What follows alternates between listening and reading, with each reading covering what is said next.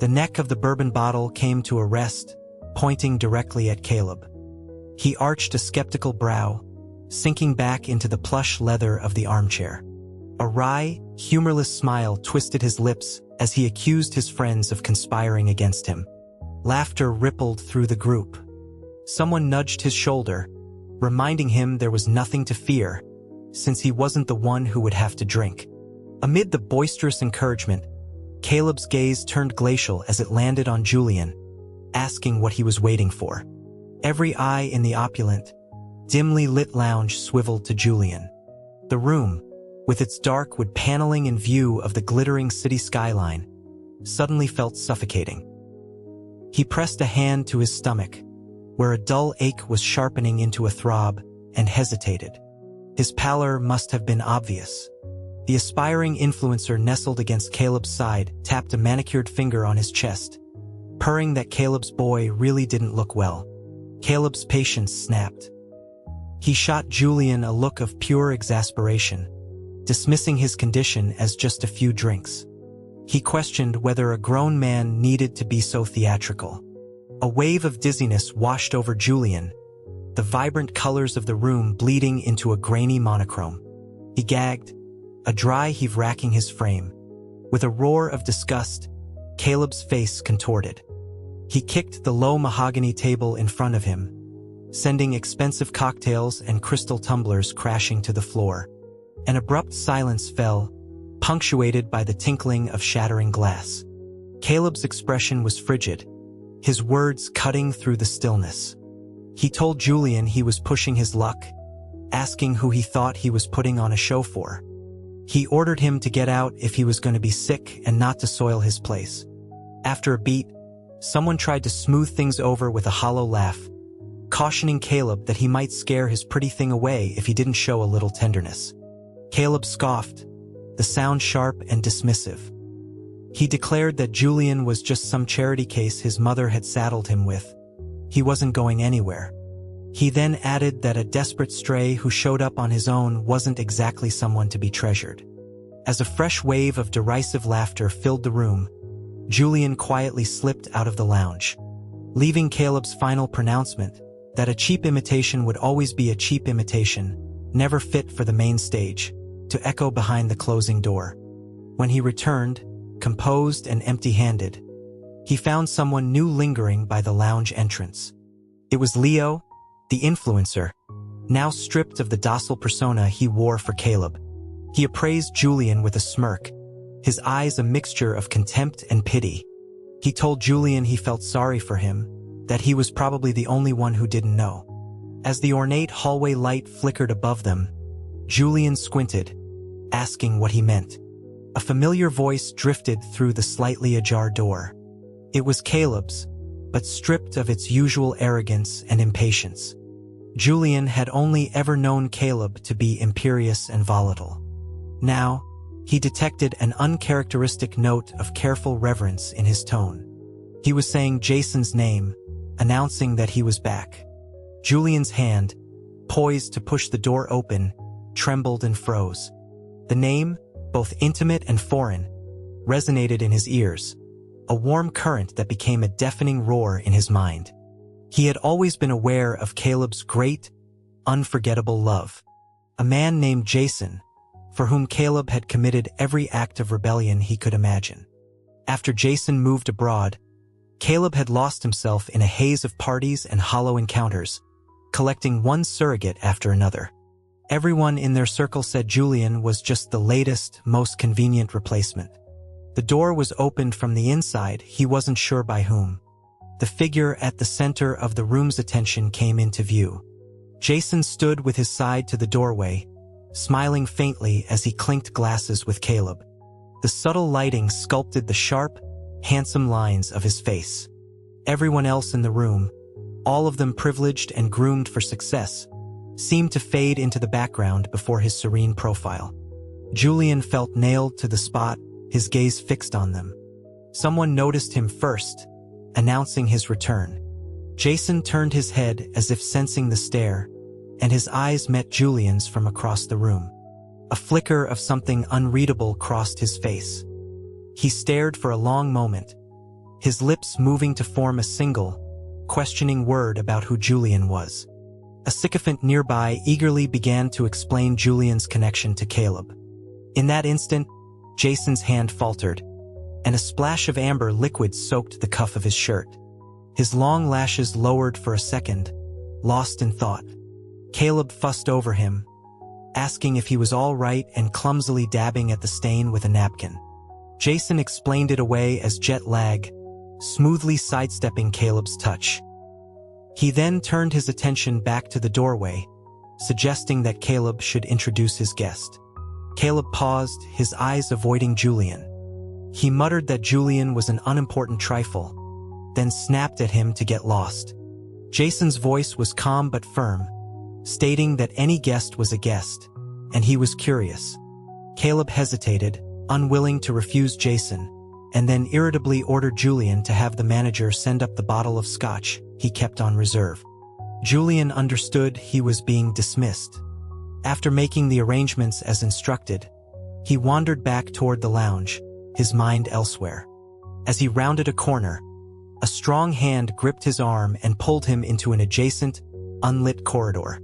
Jason's warm breath ghosted against his ear as he asked if this game of playing strangers was fun for him. His hand, elegant and strong, clamped firmly around Julian's waist as if to prevent an escape. The autumn air was cool, but the heat from his palm burned through the fabric of Julian's shirt. With his back to him, Julian slowly ceased to struggle. He stated that he didn't understand what Jason was talking about. Jason's voice was slightly hoarse as he remarked on how tall Julian had grown. A sudden warmth flooded Julian's eyes, an emotion threatening to spill over. The phone in his jacket pocket buzzed, jolting him back to reality. He pushed Jason away and stumbled back into the main lounge. Jason followed a moment later. Caleb's eyes darted between them, his brow furrowing in a silent, possessive aimed at Julian. He quickly added, speaking to Jason, that Julian was naive and hopefully hadn't said anything foolish. He then clarified that he and Julian had no real relationship, lest there be any misunderstanding. Jason's gaze flickered to Julian with an enigmatic expression before he remarked that he and Julian, on the other hand, seemed to get along quite well. A strange tension filled the room. Caleb forced a smile that didn't reach his eyes and remained sullen for the rest of the evening. When the party broke up, Leo moved to take Caleb's arm affectionately. Caleb shook him off with a curt dismissal, telling him to leave with whomever he'd arrived with. He then turned eagerly to Jason, offering him a ride. Jason declined, saying he had driven, and his gaze seemed to drift toward Julian for a split second. Julian instinctively shrank back, melting into the dispersing crowd. The bulb in the stairwell of his building was out again. Too weary to find his phone for a light, he felt his way up the darkened steps, stumbling at the top landing. A pair of strong hands caught him, steadying him. As if guided by some premonition, he looked up and met Jason's eyes. Moonlight streamed through the grimy window, pooling softly on his features. Jason spoke first, explaining that it hadn't been a good time to talk before, with so many people around. When Julian didn't respond, he let out a short, emotionless laugh and asked if Julian was really going to pretend not to know him. Julian's lips tightened, but he remained silent. Jason's gaze dropped as he pulled a cigarette from his jacket pocket. The click of a lighter was followed by a flicker of flame. His face was a shifting mask of light and shadow as he recounted Julian's disappearance. The move, the name change, the complete severing of contact. He said that now Julian wouldn't even acknowledge him. After a pause, a note of derision entered his voice, likely at the thought of Caleb, as he asked if it was all for him. Julian's eyes were fixed on a button on Jason's overcoat. He stated flatly that Jason wasn't his brother anymore. The flame died abruptly. A draft snaked through the hallway, and Julian shivered, pulling his jacket tighter. A cool voice sounded from above him, asking if he was drawing a line between them. He said that was fine if that's what Julian wanted. With trembling hands, Julian fumbled with his keys. That night, perhaps because of the reunion, the old dream returned. You like men? That's pretty disgusting. The memory of another voice, a phone call. His birth parents said they want to take him back. He awoke staring at the water-stained ceiling, sleep entirely gone. Jason's return to the city was highly publicized. News of his business deals and appearances at exclusive auctions was constant, but their paths didn't cross again. The charged moment in the hallway felt like a phantom limb, an ache for something no longer there. He woke up one afternoon from a feverish sleep to a text from Caleb with an address. Swallowing his resentment, he got dressed and went out. As he walked through the unfamiliar entryway of a penthouse apartment, he heard a voice ask if Jason had rejected Caleb again. It was Caleb's friend, a man named Mark. Caleb didn't answer. Mark continued, his tone earnest, saying he'd told Caleb that Jason was ambitious and moved in different circles. He suggested that Caleb should focus on Julian, who seemed to genuinely care for him. After a 2-second silence, Caleb's voice, thick with irritation, shot back that Julian wouldn't even let him touch him, so how could he possibly care? Mark chuckled, remarking that it was a modern romance thing, playing hard to get. He asked what more Caleb could want from someone so devoted. He cautioned him not to push a good thing away. Caleb's patience wore thin, and he asked Mark if he was now giving him life advice. Mark laughed and said that, by the way, he heard Jason was on a date. A blind date at the coffee shop right across from Caleb's office building. He speculated that Jason was doing it just to annoy him. Caleb told him to shut up. Mark agreed just as Julian entered the room. The two men fell silent. Caleb kicked at a cluster of empty liquor bottles on the floor and told Julian, his face a hard mask, that they were out of booze and he should go buy more. Julian glanced at the torrential downpour visible through the floor-to-ceiling windows, said nothing and turned to leave. Mark followed him to the door, pressing a folded umbrella into his hand with a look of pity. He tried to explain that Caleb's bark was worse than his bite, that he actually did care. He reminded Julian of the time Caleb's influencer friend had pushed him into a pool, saying he'd never seen Caleb so furious. He added that Caleb was just fighting with his mother, acting out. Julian didn't take the umbrella, offering only a quiet thanks. Jason was indeed sitting across from a woman. Julian stood across the street, letting the rain soak him, his face expressionless as he ignored another buzzing call on his phone and traced Jason's profile through the rain-streaked glass.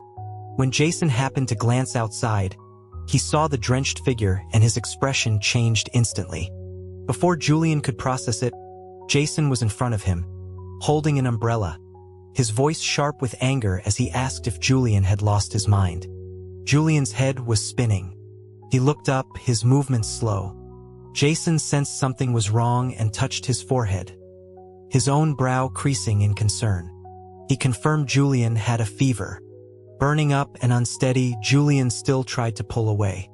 Jason watched him for a few seconds before sighing in resignation. A weight settled on his shoulders as Jason draped his own warm, dry overcoat around him.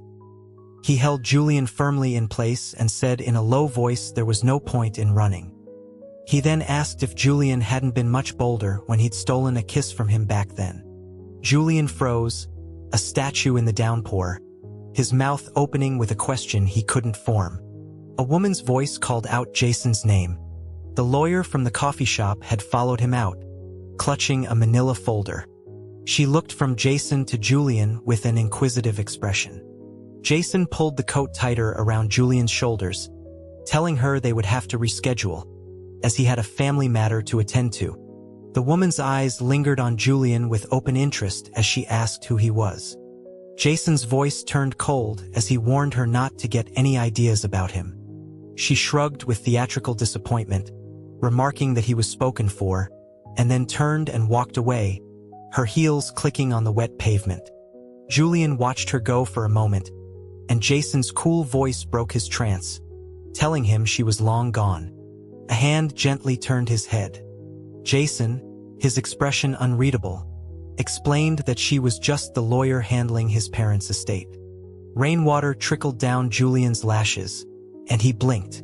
A warm thumb suddenly brushed against his face, gently wiping away the moisture. When his vision cleared, he saw Jason looking down at him with an expression of profound exasperation.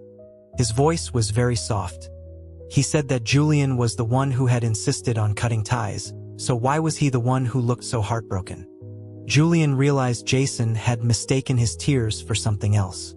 He wanted to explain he wasn't crying, but Jason was already guiding him toward a nearby parking garage, and the words died in his throat.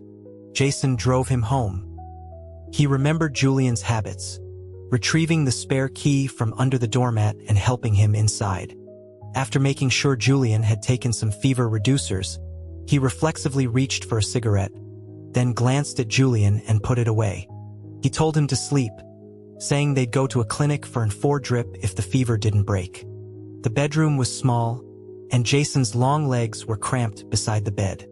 Julian watched him, wanting to speak but too drowsy, his mind still caught on the subject of the kiss. It was an unspoken event between them, from the time when they were foster brothers living under the same roof. A one-sided infatuation, culminating one afternoon when Julian, seeing Jason asleep, had leaned in and kissed him. He had always assumed it was his own shameful secret.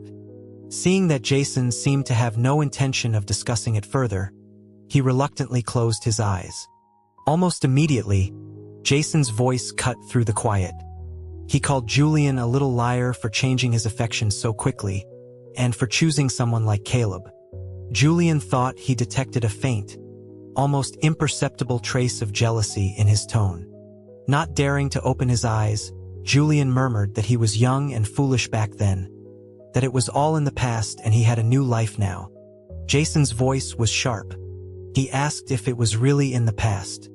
Julian felt a sudden pressure on his lips as Jason pressed a thumb against them, as if to silence him. His tone was cold as he said he didn't think so. He stated that he had never agreed to it being over. The pressure vanished, and Jason calmly tucked the blanket around Julian's shoulders, telling him to rest. Jason had always been a creature of habit. All these years, he still wore the same cologne, the one Julian had given him. The familiar, cool scent once again filled Julian's world. He expected to lie awake for hours, but the medicine worked quickly, and he drifted off. He dreamed of the last time he had seen Jason years ago. Jason was on stage, the guest of honor at a university assembly, handsome and self-assured. The spotlight haloed him in a soft glow, making him look like he was bathed in moonlight. Hidden in the vast audience, Julian had instinctively framed him with his hands, as if he could capture the moon and hold it in his palms. When he woke, the room was empty. Jason was gone, but his overcoat remained. Julian clutched it tightly, burying his face in the fabric until the lingering scent of Jason enveloped him completely. A sharp, insistent knocking echoed through the apartment. He scrambled out of bed, thinking Jason had returned, and pulled the door open with a hopeful greeting on his lips. His voice died. The unwelcome visitor was Leo. The influencer leaned against the doorframe, a sneer on his face. He asked what was with Julian's expression, if he was disappointed to see him. He laughed in disbelief, taunting Julian about whether he had actually expected Caleb to visit. He reminded him that Caleb was never short on company. Julian had little history with Leo. He turned wordlessly to get him a glass of water. Leo glanced at the glass and refused it, his eyes scanning the small apartment with distaste. He had no intention of coming inside. He said Caleb had sent him to see if Julian was dead or alive. Since he was alive, he was going back. But then he paused, his eyes narrowing as they fixed on Julian. He questioned the coat Julian was wearing. Julian realized with a jolt that in his haste, he had thrown on Jason's overcoat. Leo recognized it immediately as the same style Jason wore. He found this hilarious, telling Julian to drop the act, that Caleb hated it when he was so desperate. He said that no matter how much Julian tried to emulate him, Caleb would never look at him twice. Leo had always been hostile, their every encounter filled with his scorn. Fortunately, He was in a hurry to report back to Caleb, and Julian managed to get rid of him with little effort. The next time he woke, a familiar silhouette was sitting by his bed. Jason helped him sit up, checking his forehead. He said the fever seemed to have broken. Julian sat on the edge of the bed, looking up at him and asking if he had stayed. Jason's expression softened into a slight smile. He remarked that, with Julian clinging to his coat so tightly, he couldn't have gone far. He then explained that he had gone back to his office for a bit and asked if someone had been there earlier. Julian knew he had seen the glass of water left out for Leo. He met Jason's gaze and lied without blinking, saying Caleb had stopped by. Jason's smile vanished. He asked if that was why Julian was so eager to get rid of him. A flicker of anger crossed his face. His voice was low, his eyes dark, as he gently massaged the back of Julian's neck. He asked if Julian was thinking about another man while in his presence. The rough pad of his thumb was a strange, pleasant friction against his skin, and Julian flinched away instinctively. Jason's hand stilled. He let out a soft, humorless laugh and asked if Julian was afraid of him. Julian whispered Caleb's name.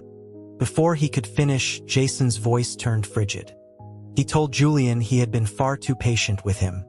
In one swift movement, Jason pushed him back onto the bed, and Julian sank into the soft mattress. Jason loomed over him, and for the first time, Julian saw a flicker of raw, controlled desire in his eyes. With a soft click, he reached over and switched off the bedside lamp, plunging the room into darkness.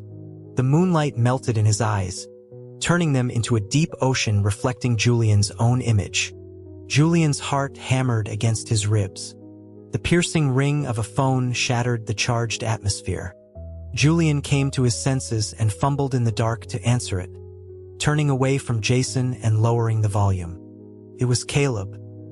His voice was a whip crack of accusation, demanding to know where Julian had been the day before and who had given him permission to ignore his calls.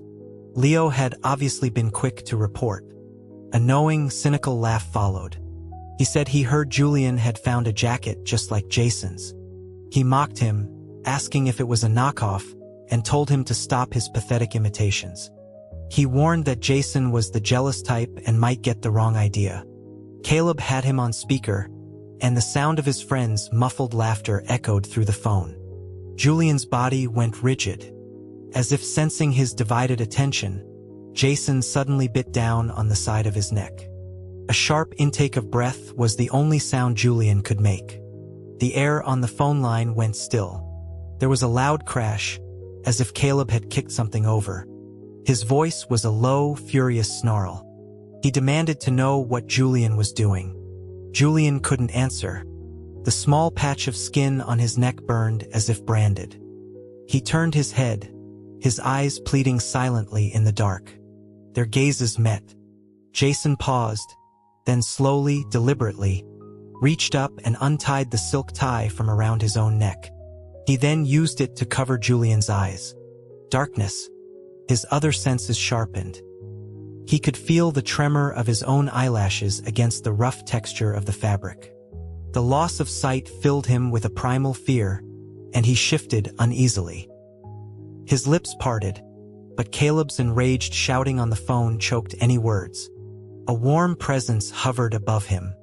He held his breath, anticipating, but all that came was a gentle kiss. It landed softly at the corner of his mouth. A restrained, tender echo of the kiss Julian had once stolen from him on a long-ago, sunlit afternoon. The call was disconnected at some point. Julian waited, but Jason made no further move. In the darkness, his fingers curled in disappointment. He told himself to be patient. As expected, Caleb showed up early the next morning. He looked like he hadn't slept, his eyes bloodshot, radiating the feral energy of a cornered animal. His gaze was venomous as he stared at Julian, his hand gripping the doorframe so tightly his knuckles turned white. He demanded to know who Julian had been with the previous night.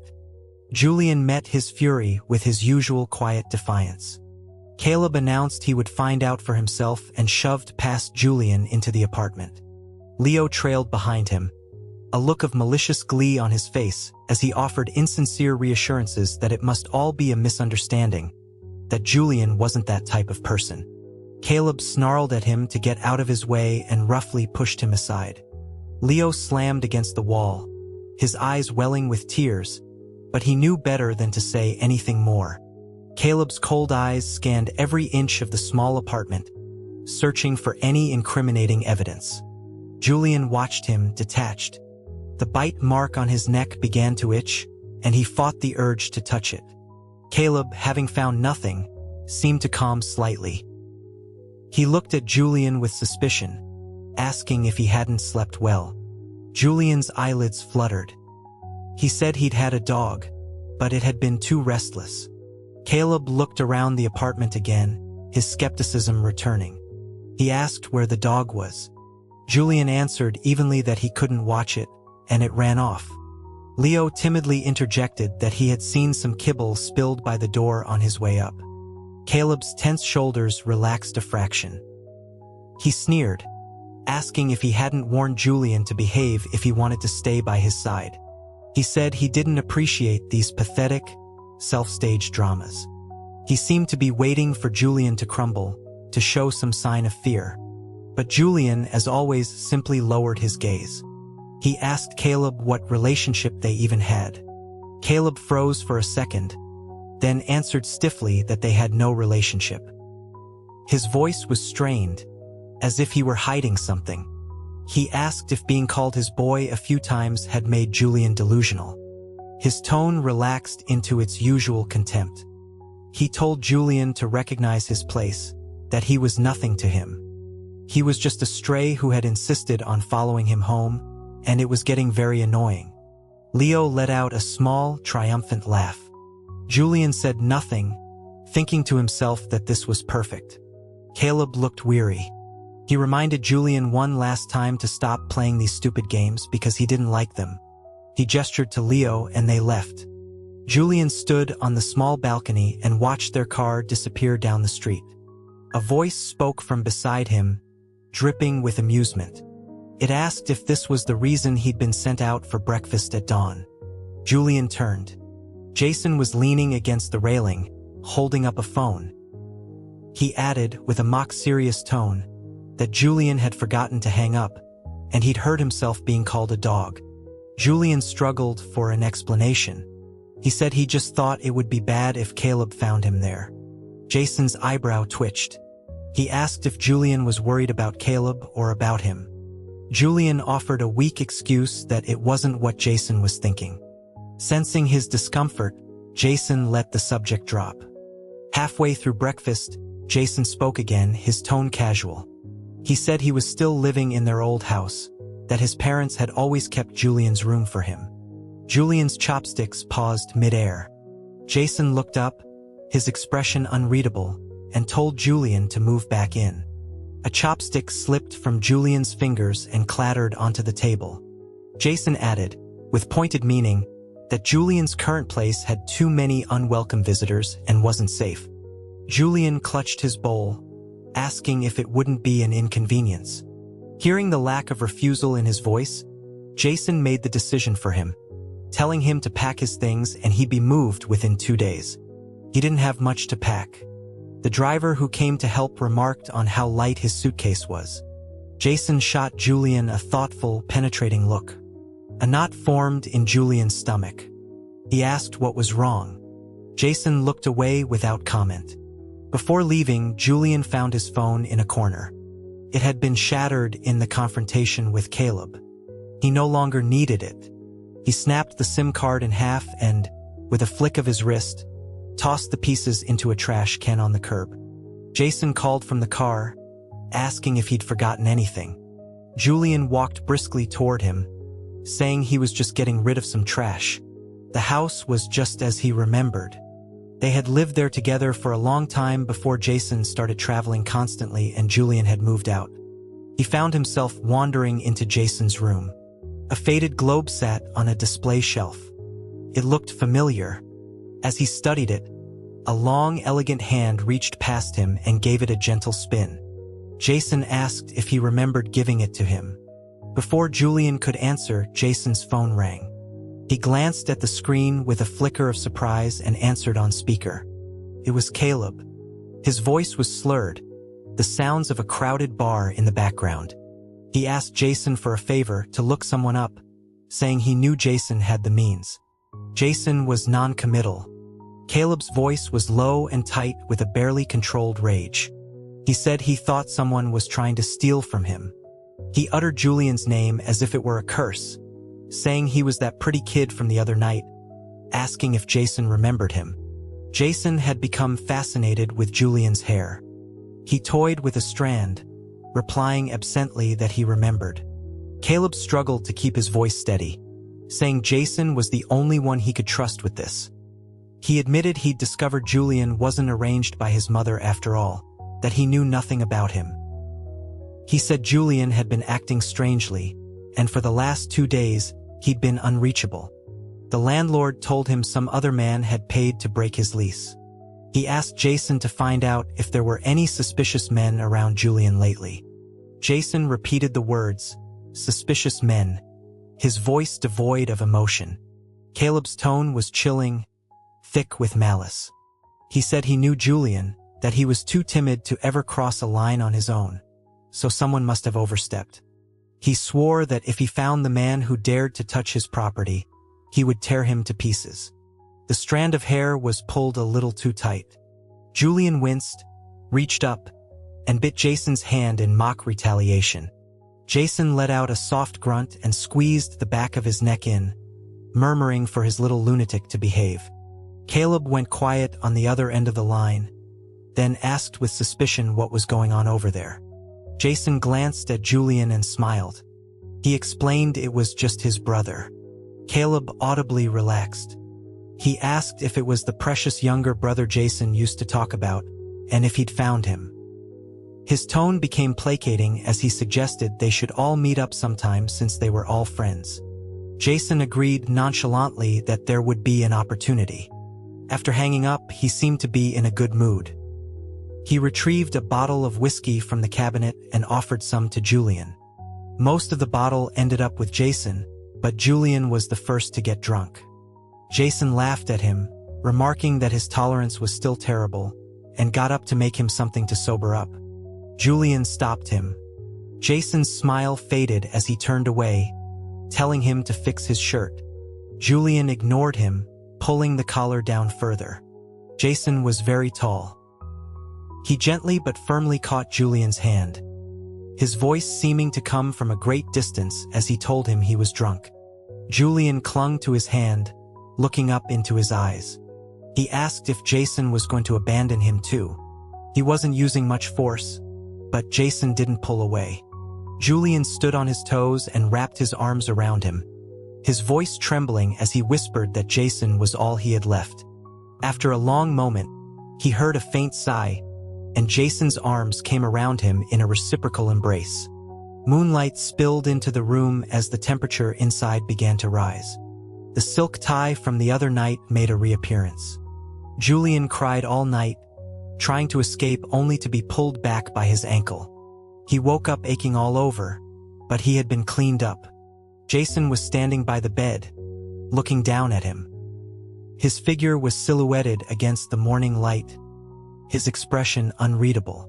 Julian looked up at him, his voice a raw whisper. He said that they were both adults, and he would act as if nothing had happened. He added that he had been a willing participant. Jason's thin lips curved into a humorless smile.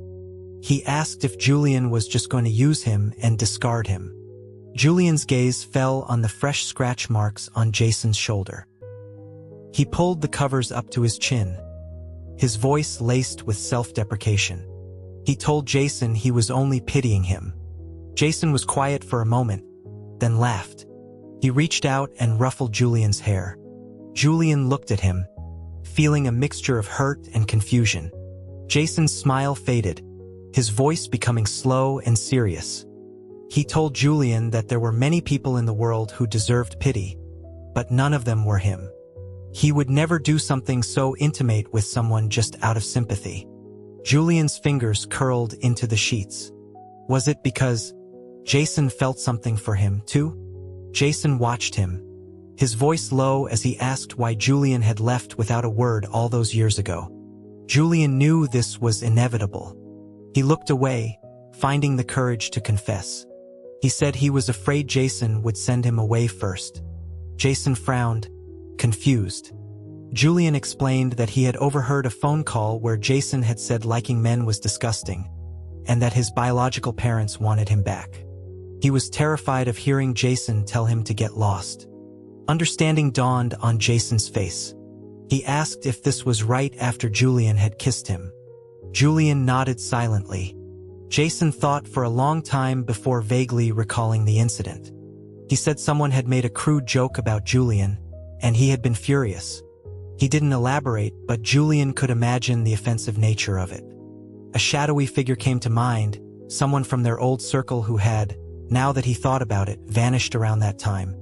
As for his biological parents, Jason confirmed they had expressed that wish, but he couldn't bear to let Julian go.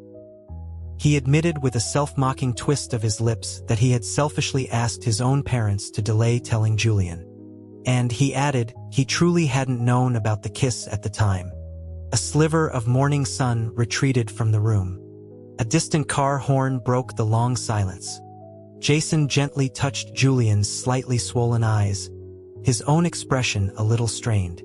He said he had lost control last night and asked if Julian was still sore. The memory of the previous night, now without the haze of alcohol, sent a hot blush across Julian's face. He buried his burning face in the blankets and mumbled for Jason to come back to bed with him. Jason agreed. Cocooned in that familiar, cool scent, Julian finally slept peacefully. When he woke again, Jason was on the phone, his voice relaxed. He was asking if there was anything else, then paused. He asked if he had to bring his brother along. He confirmed he would ask. Noticing Julian was awake, he turned and asked if he wanted to go to a gathering the following Wednesday. Julian didn't answer, simply pressing his face against Jason's shoulder in a silent, clinging gesture. A faint smile touched Jason's eyes. He affectionately flicked Julian's forehead, calling him clingy. The get-together was at the same exclusive lounge. The moment Julian stepped into the private room, a trembling voice called his name. He looked over and saw Caleb staring at him, his eyes wide. Before Julian could speak, Caleb crossed the room in 3 long strides, reaching out to grab his shoulders. A hand intercepted him, and a calm voice warned him that he was frightening Julian. Only then did Caleb notice Jason standing behind Julian. His expression shifted. His gaze darted between the two of them, filled with disbelief and suspicion. He asked if they had just run into each other at the door again. Jason smiled and answered for both of them, stating that they had arrived together. Other voices chimed in, welcoming Jason, commenting on what a rare sight he was. Amid the noise, Jason surveyed the room. Then, as speculative glances were cast their way, he casually draped an arm around Julian's waist and announced, to everyone, that Julian was with him. Silence. A muscle in Caleb's cheek twitched. He stared at Jason, his eyes slowly turning crimson with rage. He demanded to know what Jason meant. He then turned to Julian, his words slow and deliberate, asking if Julian was playing him. It was Jason who answered, his tone light and dismissive. He said that kids are young and foolish. He glanced at Julian with feigned exasperation, explaining that Julian had just been trying to make him jealous because he wasn't around, so he found a temporary companion. He offered to apologize on Julian's behalf and promised to keep a better eye on him in the future. With a loud crack, Caleb slammed his fist into the doorframe. Gasps filled the room. Blood trickled from his knuckles, but no one paid it any mind. His chest heaved as he glared at Jason, reminding him of what he'd said about people touching his things. Jason met his gaze without flinching, a slight smile on his lips. He said he remembered and that he had looked into it for him. He reported there were no leads. He added that Julian was timid and didn't know any other men, that he only recognized Jason. Then, as if Caleb's expression weren't dark enough, Jason raised his glass in a mock toast, thanking him for delivering Julian back to him. For the rest of the evening, no one dared to speak to Caleb. He sat like a dormant volcano, his toxic gaze locked on Julian. Jason never left Julian's side, but Caleb still found an opportunity to corner him. He hissed that he didn't believe a word of what Jason said. The name that had once been spoken with such affection was now poison on his tongue. He grabbed Julian's arm, his eyes shot with blood vessels. He demanded to hear it from Julian himself, refusing to believe there had been no genuine feeling between them. Julian just pulled his arm free with a look of utter boredom. He told Caleb to behave, that he didn't like these jealous games. Caleb's face was a mask of fury as he forced out the question, asking if he was really just a substitute for him. Julian repeated the word, substitute, and found it amusing. He told Caleb not to worry. He wasn't worthy of the title. Caleb's expression grew even more tormented. His next words were squeezed out from between clenched teeth. He asked if he had just been a stepping stone for Julian to get to Jason. The sweet taste of victory prompted Julian to elaborate. He said his brother thanked him and that he was grateful too. After all, without Caleb, how would he have had a reason to go back to him? He added that Jason was the jealous type, his mind drifting to the memory of their night together. He explained that he needed Jason to see him at his most pathetic. If the Julian of the past hadn't been enough to move Jason, then perhaps the new version, a pitiful, bullied substitute abandoned by his protector, would be enough. Seeing the look of utter devastation on Caleb's face, Julian offered a few final words of placation. It was just mutual exploitation, he said. A performance. He told him not to take it seriously. After all, as Caleb himself had said, they had no relationship. Caleb stumbled back a step. His eyes were a storm of hatred and some other, unnameable emotion. He called Julian a lunatic. Julian watched him, unmoved. Caleb looked past him, toward the doorway, and suddenly raised his voice, asking if Jason knew what Julian was really like. Julian was about to respond when a familiar voice cut in from behind him, asking what, exactly, he was really like. Julian's blood ran cold. He could almost hear the creak of his own neck as he turned. Jason was standing in the doorway, his expression impossible to read. With a trembling hand, Julian reached out and clutched his sleeve. Jason glanced down at the hand but didn't pull away. He simply said they should go home. Caleb pursued them, his voice a hysterical shout from behind. He yelled Jason's name, asking why someone with such high standards would fight him for someone so manipulative. His voice dripped with malice as he spat out the final insult, asking if Jason really wanted a substitute that he himself had discarded. Julian stiffened. Jason's hand covered his, a silent reassurance. He didn't give Caleb so much as a glance. He said his family affairs were none of Caleb's business. Then he looked down at Julian, his eyes softening. A substitute? He mused. The treasure I raised myself, of course he takes after me. The ride home was silent. The moment the front door closed, Julian threw his arms around Jason's waist and buried his face in his chest. He confessed that he had thought about letting Jason go, but he couldn't stand it. Why couldn't it be him? Why did anyone else get to have him? He insisted he could do it, that he knew Jason better than anyone. He promised he would love him more than anyone else could. By the end, his voice was a desperate, choked sob. Jason looked down at him, his voice calm. He told Julian he knew. Of course he knew. Jason had never liked being tied down. He loved traveling the world, extreme sports, anything that was rebellious and free. His parents had been his last tether to a conventional life. With them gone, that tether was broken. His world was so vast, so far from Julian's reach. Tears welled in Julian's eyes, and his grip on Jason loosened. In the next second, Jason's hands caught his, holding them fast. The unattainable moon fell from the sky and kissed him. On the wall, Their shadows merged into one as gentle words spilled from Jason's lips. "But Julian, for you I can." He said that Julian was more important than all of those other things combined. Outside, the clouds pulled the moon into a deep embrace, holding it captive in the night sky. For a moment, the flawless moon broke free from its prison. Then, an instant later, it willingly vanished back into the clouds, becoming their prisoner once more.